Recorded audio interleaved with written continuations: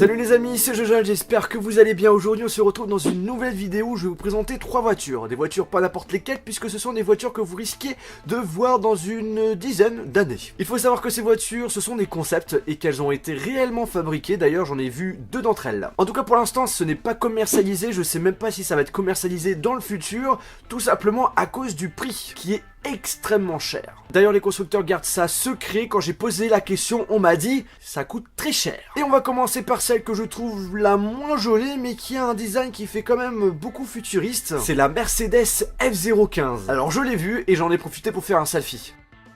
Eh ouais. La voiture elle est très grande, hein. On a 5 mètres de long, 1,50 m de large, donc au final pour se garer c'est pas très pratique. La carrosserie est en fibre de carbone, il y a 4 fauteuils en cuir, d'ailleurs ces fauteuils sont tous pivotants, même celui du conducteur, et c'est pas con puisqu'au final il faut savoir que la voiture est autonome, donc elle peut conduire sans chauffeur, et donc du coup le chauffeur s'il a envie de discuter avec les membres de la voiture, eh bien on peut le faire sans problème. Cette voiture est remplie de technologie, déjà à l'intérieur on a plein d'écrans tactiles en LED.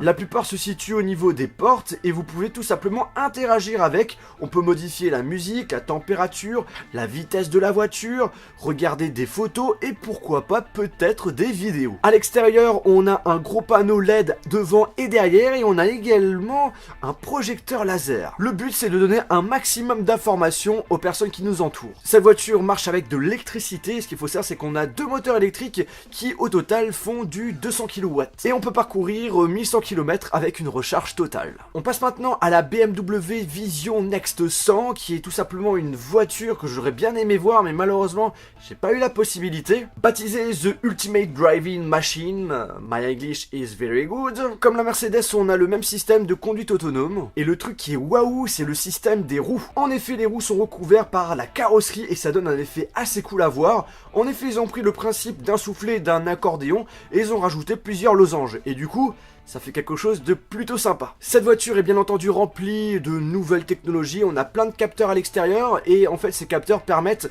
aux personnes qui nous entourent, par exemple les piétons, d'avoir des informations comme par exemple à quel moment on peut passer sur passage piéton en sécurité. Mais le truc vraiment stylé c'est le pare-brise qui utilise la technologie réalité augmentée. En effet ce pare-brise devient un grand écran qui nous donne plein d'informations comme la vitesse, le GPS, etc. etc. D'ailleurs, la voiture est capable de détecter les obstacles et de vous les indiquer en tant que cible sur le pare-brise. Franchement, ça c'est vraiment génial. Et on finit avec la dernière voiture, la EDAG Soulmat. Je pense que c'est comme ça qu'on doit le prononcer. Bref, c'est fabriqué en coopération avec Bosch et EDAG. Et celle-ci aussi, je l'ai vue en vrai. La spécificité de cette voiture, c'est qu'elle est recouverte d'un tissu blanc en trélisse, je sais pas si ça se prononce comme ça aussi. J'ai un petit peu du mal avec cette voiture. Et en fait, cette voiture change de couleur selon votre humeur. C'est vous qui choisissez la couleur que vous souhaitez.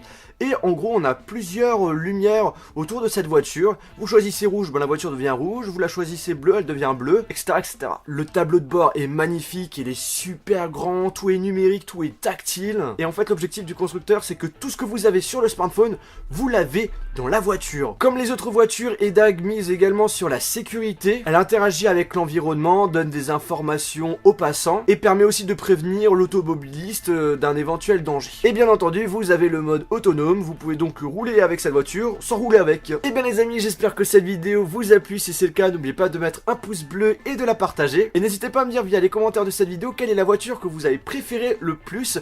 En tout cas pour ma part, j'ai adoré le tableau de bord de la voiture de chez EDAG. Et pour la partie extérieure, la BMW, franchement, elle est magnifique. Sur ce, on se retrouve dans une prochaine vidéo. Salut!